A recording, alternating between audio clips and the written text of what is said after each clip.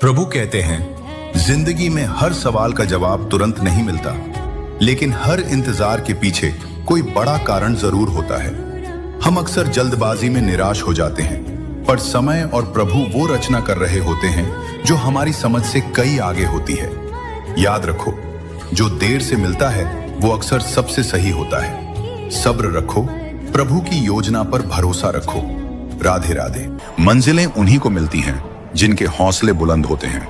रास्ते में जो ठोकर खाकर भी उठता है वही असली विजेता होता है कि सेवा और परोपकार करें। लेकिन यह समझें कि हर व्यक्ति आपकी निस्वार्थ की कदर नहीं करेगा।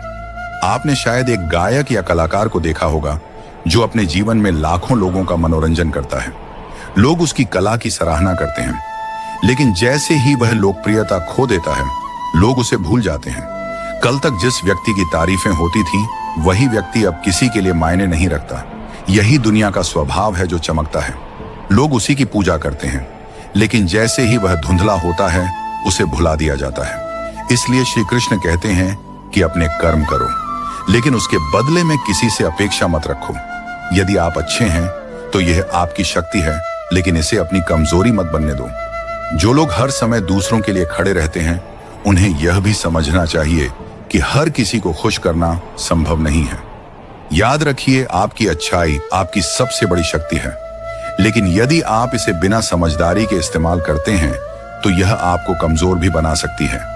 इसलिए जरूरत इस बात की है कि आप अच्छे बने, लेकिन इतने भी नहीं कि लोग आपको एक साधन मात्र समझने लगे। दुनिया का नियम यही है, जब तक आप जल रहे हैं तब तक लोग आपकी रोशनी का उपयोग करेंगे, लेकिन जैसे ही आपकी लौ धीमी होगी वे किसी और रोशनी की तलाश में चले जाएंगे।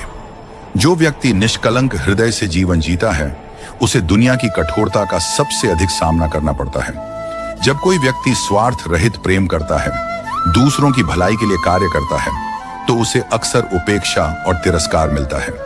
यह संसार उन लोगों को महत्व देता है जो चालाकी और स्वार्थ की नीति अपनाते हैं, लेकिन जो अपनी अच्छाई और ईमानदारी को बनाए रखते हैं वे अपने संघर्षों के बावजूद भी सबसे अधिक संतुष्ट रहते हैं।